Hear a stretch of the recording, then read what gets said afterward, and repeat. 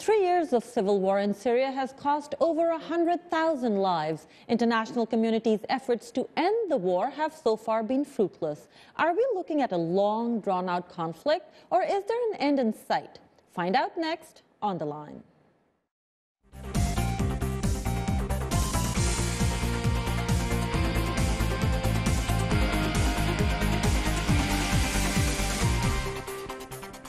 This is On the Line, and I'm Aisha Tanseem. The first round of face-to-face talks between the Syrian government and opposition in Geneva failed last week. Both sides blamed the other. UN envoy Lakhdar Brahimi has scheduled another round for the 10th of this month. Could we expect a different outcome second time around? Is there any change on the ground? Let's find out from our guests. Leila Hilal is the director of the Middle East Task Force at the New America Foundation. And Paul Salem is the Vice President of the Middle East Institute. Welcome to On the Line. Thank you. Starting with you, Ms. Hilal, the first round of talks, is it accurate to say that they not only failed, they failed miserably, or given the differences between the two sides, was it expected? Well, I think the talks began with a very low bar, and the fact that both the government and the opposition stayed in the room and finished the round as anticipated or as scheduled is viewed as a success because that means that there is a process underway. Now that they've taken a break, we're waiting to see if they will resume talks. So in a sense, yes, you can say that there was some success and that there are reasons to be positive in addition to the fact that they stayed in the room. But if you look at the situation on the ground, one can say not much came out of it. Mr. Salem, UN envoy for Syria, Mr. Lakhdar Brahimi, said that he saw some common ground. What is he talking about? Well, first of all, I mean, I would agree with Leila that it was an achievement just to get them to a room and to keep them in it for a whole week. Sounds like a very low bar, but a year ago, that was unimaginable. Both sides, the regime was thinking that it was going to win this war and was simply going to prosecute it on the field and not negotiate anything. The opposition also expected to get massive support and expected the regime to fall, though, so they had no interest in negotiation. So the fact that they've accepted the principle of negotiation, they've sat in a room together is an achievement. One mustn't at all exaggerate it because the achievement might simply be to have them in a room without actually anyone making any major concession. The regime was kind of dragged to the talks by Russia, somewhat kicking and screaming, similar to the chemical weapons deal, which Syria felt it had to accept to avoid a U.S. strike, but as we see is dragging its feet in implementation, and it's taking much longer than expected. So what you're saying, and Ms. Hilal, I want you to comment on that. The regime was dragged kicking and screaming. The first round ended last Friday. The second round is scheduled for February 10th, with not so much difference in between. Apparently, Russia is also going to be dragging the regime back in again. Is it too soon to hold the second round? Could there be work done behind the scenes before they sat down on the table again? Well, I think that there is work being done behind the scenes. Right now, the head of the opposition body that's represented in Geneva, the Syrian coalition, is in Moscow right now for talks. And Russia is putting pressure on the regime to come to the table. And those points of pressure and discussion, dialogue are happening around the margins of Geneva. And in some ways, that's what Geneva is important in doing. It's giving us a sense that there is some kind of political process, but we all know that probably more progress is being made behind the scenes. And that makes it very difficult for us to say exactly what we can expect out of the second round. But I do think we should measure success by keeping track of what's happening on the ground. Well, both sides have very different agenda, Mr. Salem. The opposition wants a transition. They want a minus President Bashar al-Assad formula. The government wants an end to the rebellion. Those are the hard issues. What is it that they can actually talk about first, where they can find common ground before they get to those endpoints? Well, I think it's not very realistic to accept that the regime will really talk seriously about the departure of Assad at this point. they don't feel that they're under, undue pressure, strain to do that much, but they're under enough strain to negotiate and talk about a number of things. Also, Geneva 2 reflected what happened in Geneva 1, which was a whole year ago when the situation was quite different. I think the common ground today is not so much being able to agree on a final transition. I think that is long far away. But I think issues like ceasefires, like de-escalating the conflict, both sides are exhausted, are tired, are bloodied. Both sides recognize that they're not going to win this war. And both sides, as well as the international community, is more concerned about al-Qaeda-related groups than either about Assad or the opposition. So I think the common ground is in de-escalation, some ceasefires, the humanitarian aid, which is critical. This is the biggest humanitarian disaster of this generation. And if there is progress on saving lives and attending to the millions of people that are displaced, that don't have access to health services or education or food, that would be a major accomplishment in itself, leaving the final resolution of the Syrian conflict maybe till 2015 or other years. So 3 important points that you bring up. Ms. Hilal, the first point that both sides are tired and bloodied and want to end this war. But we see the regime... want to de-escalate, not necessarily end it. Not end it, but de-escalate it. But we see the regime in some ways escalating it, particularly in Aleppo. We saw barrel bombs continuously several days. What does that indicate? Is the regime trying to achieve something before they come to the table again? Well, I can't say that I know exactly what the regime's strategy is. They've been dropping bombs on civilian areas for almost 3 years now.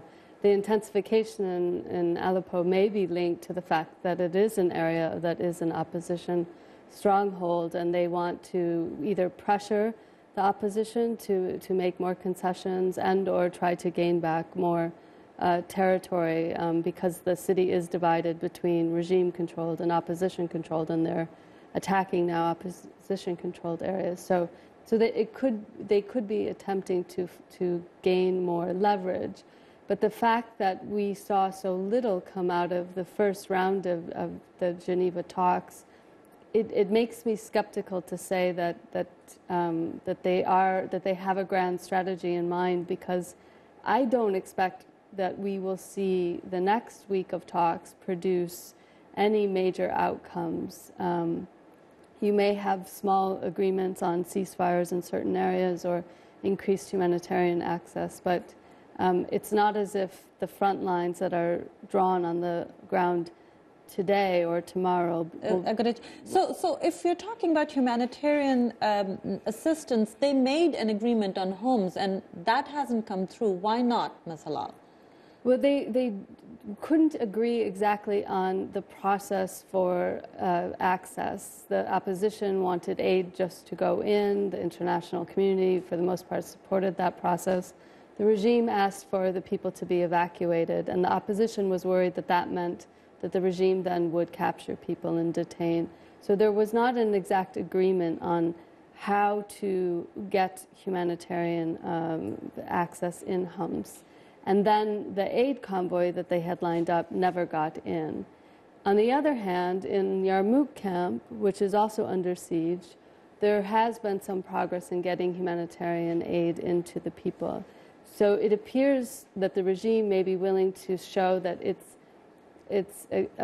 will provide additional humanitarian access to certain areas, but not perhaps at the behest of the opposition. Mr. Salem, you also mentioned that both sides are worried about al-Qaeda-linked group. We also saw an announcement recently by al-Qaeda. They've disavowed ISIL, Islamic State of Iraq and the Levant. Does that change anything on the ground?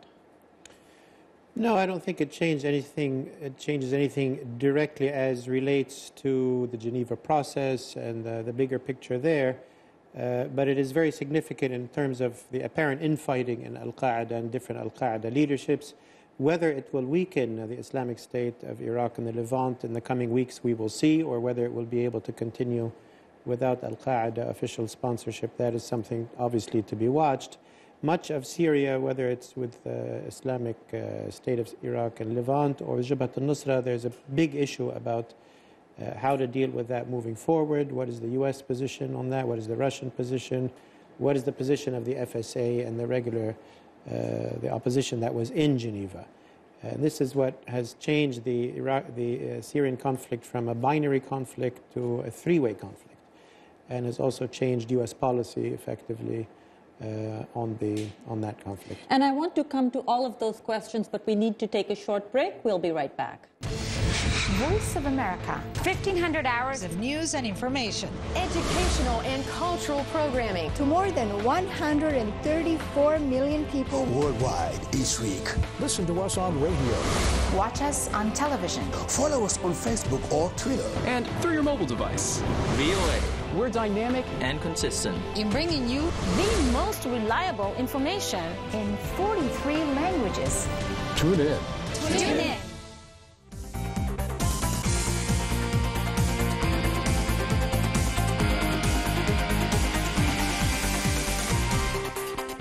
Welcome back to On the Line. I'm Aisha Tanseem. We are talking about Syria, the ongoing civil war, and the prospects for peace. Our guests are Leila Hilal, Director of the Middle East Task Force at the New America Foundation, and Paul Salem, the Vice President of the Middle East Institute. Ms. Hilal, we were talking about ISIL, Islamic State, I always forget Islamic State of Iraq and the Levant. The question is, for presence of groups like these is why Russia is backing President Bashar al-Assad's regime. Is that accurate, or is there more at stake here for Russia? Well, they were backing the Assad regime long before this group came and declared itself as an ascendant group in Syria. So now Russia and other countries may be declaring their backing of Assad because of the existence of these radical jihadist groups, but that backing was in place long before, so we certainly can't take that as the primary reason why. It's a dilemma that everyone is facing now, but not the reason for Russia's support for Assad. And so the point is that people who are putting pressure, Mr. Salem, Russia and America have different objectives. Secretary Kerry, going into the first round of talks, said he wants removal of Assad. Russia doesn't want it. So at some point, does U.S. and Russia have to come to terms with the situation before the regime and the opposition are going to be able to get together on one point?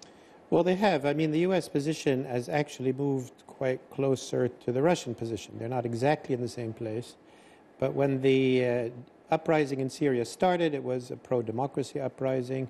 It was in the midst of other uprisings. The U.S. favored it in general, and also expected that the Assad regime would fall, as regimes had fallen in Tunisia and Egypt particularly. And there was not at that point al-Qaeda or a strong jihadi presence. That all changed by 2013. The situation had changed dramatically in a number of ways. First of all, a large al-Qaeda and jihadi presence emerged, which is a major U.S. concern. It also became clear that the opposition was not really united enough, and maybe that's partly because it didn't receive enough support, but it really wasn't able to unite itself in such a way to attract major support. And the Assad regime proved much more durable and tough and bloody and sustainable than initially expected. So the U.S. position moved effectively from saying the regime must go, Syria must go, and standing by and expecting it would just happen sort of naturally, as happened in some other places, to a position where al-Qaeda is the main concern. Assad remains a major concern, but al-Qaeda is a main concern. And the U.S. has really moved in almost towards crisis management, try to contain, focusing on how to combat al-Qaeda and reduce its presence, how to minimize or reduce the major humanitarian disaster that's taking place, that's having an impact on Jordan, Lebanon, Turkey, and so on. And also how to continue to move for a transition without the Syrian state collapsing and having a Somalia-like situation will then al-Qaeda. So it's become very complicated, and the U.S. position has moved closer to the Russian one, which has enabled actually a serious initiative diplomatically. So, Ms. Hilal, explain to me what is happening on the ground. The ISIL back in January said they're going to crush the other rebel groups. So are we going to, you expect, see more infighting amongst the rebels now that Al-Qaeda is also on the other side of them? And then what about the secular opposition that the West and U.S. have been trying to bring forward? Do you expect that that idea is totally going to collapse now? Well, I think what you're seeing on the ground right now is there's a lot of intra-fighting amongst the rebel groups, and ISIS is actually been disassociated by Al-Qaeda, and they actually back another group, the Jabhat al-Nusra. And so the ISIS is very isolated, very unpopular right now, precisely because of its extremist ideology and tactics. Yet it is strong on the battlefield. So it's not become a non-actor, but it's increasingly isolated by the different Syrian fighters on the ground. And we will continue to see them battle for territory.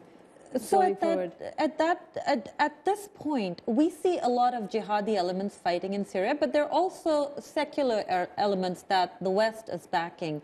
In terms of strength, who do you think is right now in the opposition stronger on the battlefield? Ms. Hilal, and then if you want to add, Mr. Salem.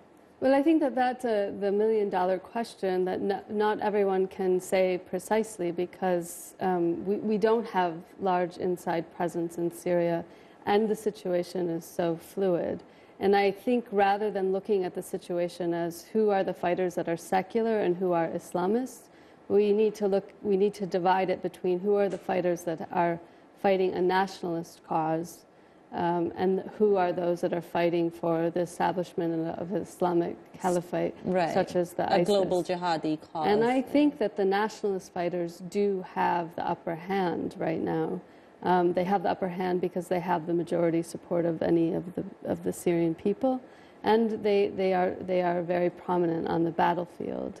So, yes. Mr. Salem, if they have the upper hand until now, but they're not receiving the kind of support that was initially promised to them because of U.S. concern about Al-Qaeda and stuff, how long do you think they'll be able to maintain that upper hand? Well, I think Syria will be kind of a three-way split for a long time.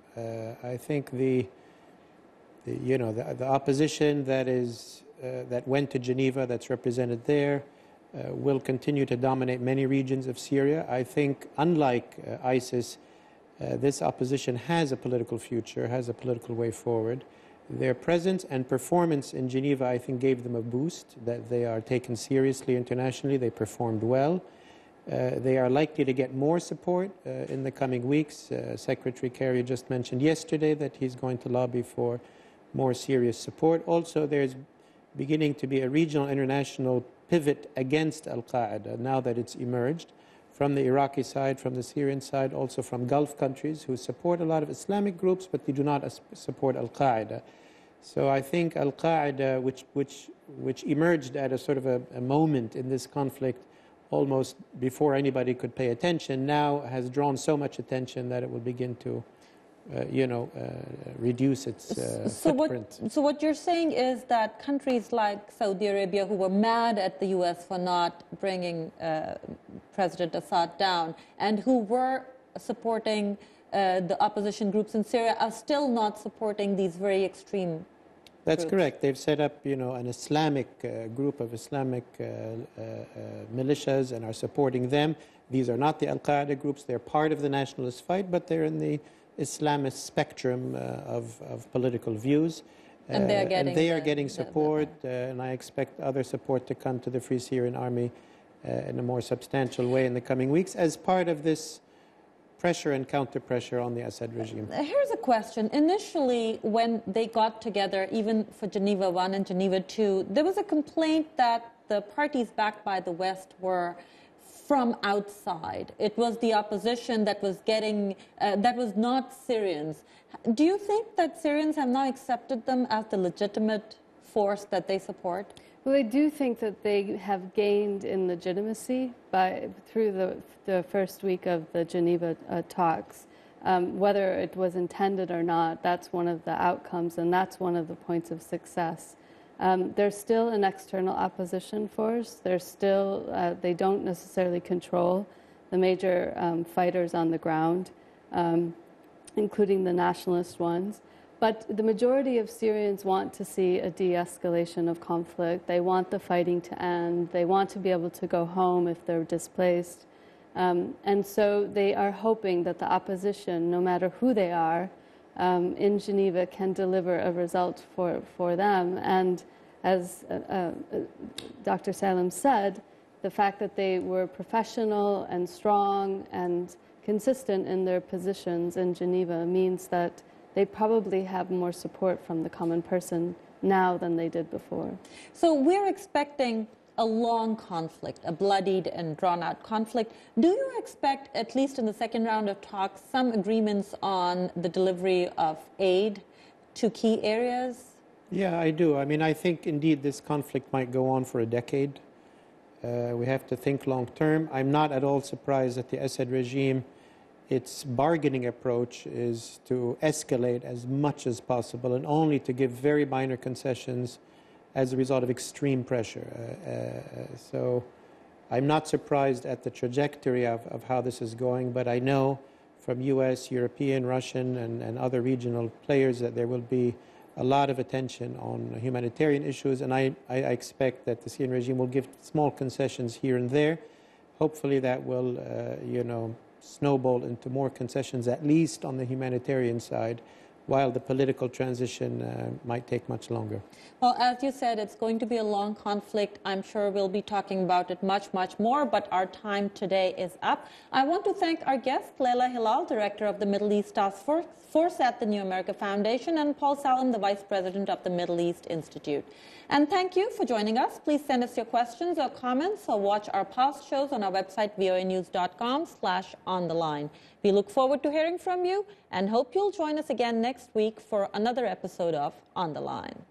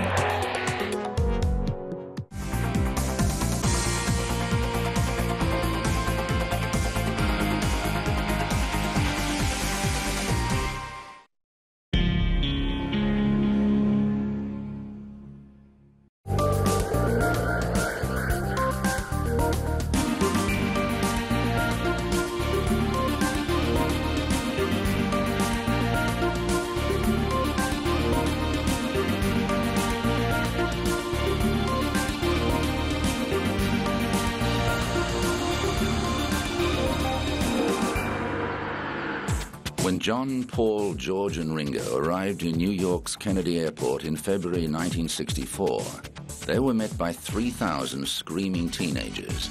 Beatlemania had officially crossed the Atlantic. The Beatles was started by British teenagers John Lennon and Paul McCartney and grew to include George Harrison and Ringo Starr.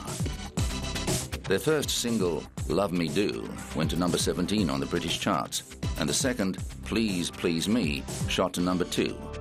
Beatlemania took hold of Britain after women saw the mop-haired quartet perform on television for the first time. The adulation and mass hysteria they inspired became a global phenomenon. Have you ever been in physical danger from your fans? Well, occasionally, yes. Only when there's been a big mob, a really big one. But usually they're quite nice if there's only a few at a time when you meet them. Yeah. Performances in Paris at the Olympia weren't met by quite the hysteria they were used to. But the Fab Four weren't complaining. Their debut US album, Meet the Beatles, had hit number 1 on the Billboard chart and stayed there for 11 weeks.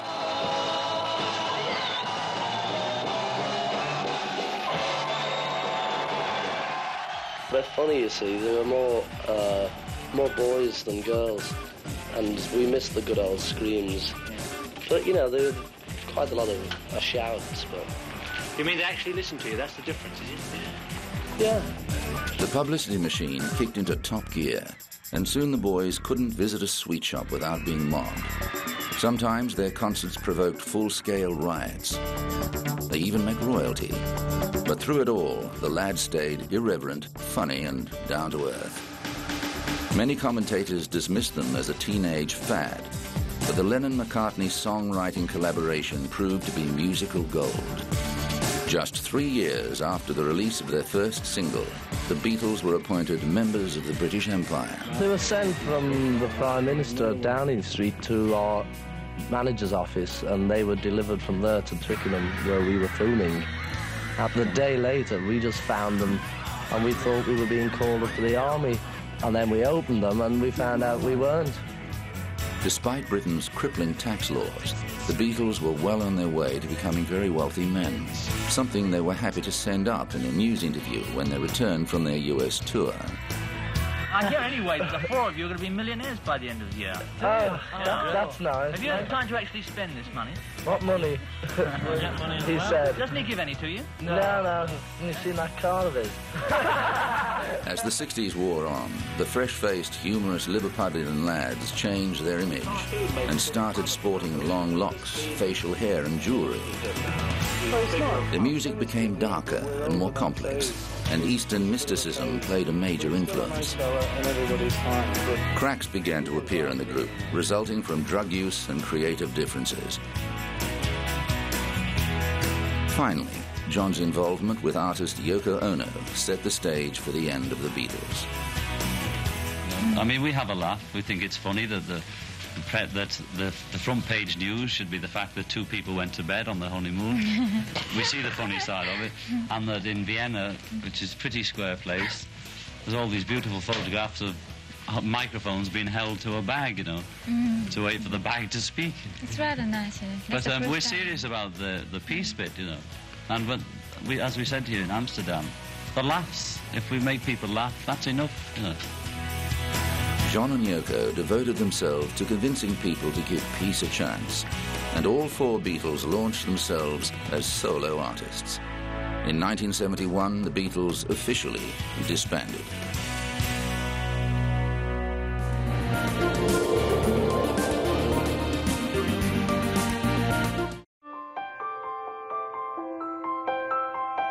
The only world I knew was outside my window. I got good grades, and I was a part of the Boys Club of New York. I thought the good life I saw on TV was a dream. I chose to create my own options. I've taken risks to make products for African Americans. To me, Black History Month celebrates our contribution to this country and the opportunities I've had. I just want to do my part to make sure that legacy lives on. My name is Tristan Walker, and I'm an entrepreneur.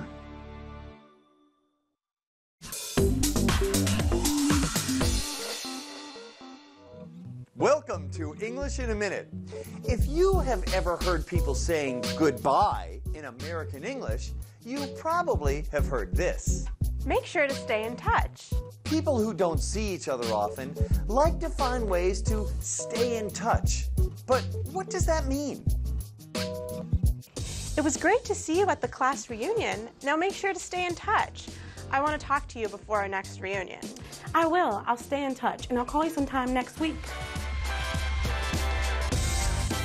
Staying in touch, or keeping in touch, says that you want to communicate with someone.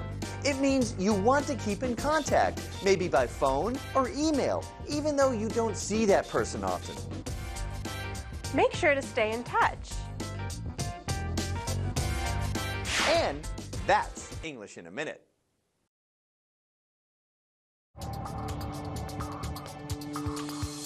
Whether you live in Somalia, Senegal, Nigeria, or Zimbabwe, from every corner of sub-Saharan Africa, turn to us for information and experts to help you improve health and life, for you and your family, for your health. Africa Health Network, only on VOA.